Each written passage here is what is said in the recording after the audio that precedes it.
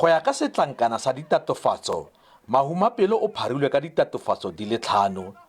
Tsone di latela morago ga gore a latofadiwe ka go rulaganya Siyanqoba rally kwa motsesetoropong wa Maretsane kwa masepaleng wa Ratlou ngogola ka Sedimonthole. Ba IPC ba mo latofatsa ka go rulaganya rally le go bua kwa go yone dimitara di le mmalwa fela go tswa go ya semmuso e le yone e neng e rulagantswe ke lekoko mo lefelong le le lengwe.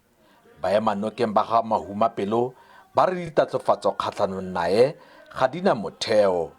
Ba ne ba bolotsa ditshupetso e le go mo ema nokeng.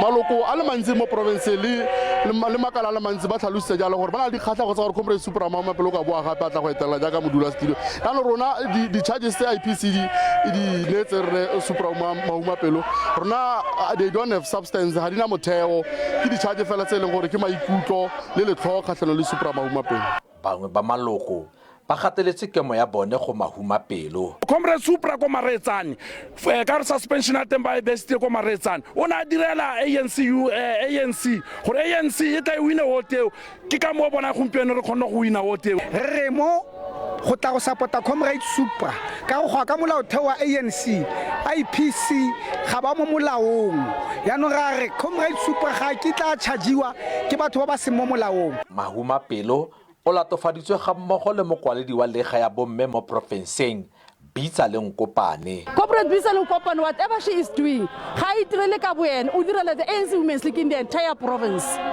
So ha ba batla go tsaya comrade Bitsa le Nkopane ba mo isa go DC, ba tsaya all the ANC Women's League in the province, not only comrade Bitsa le Nkopane, because ga ikemela we emetse bomme botlhe.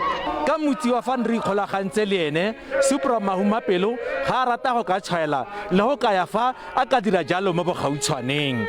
Patrick Dintwa, SABC News, Mahikeng.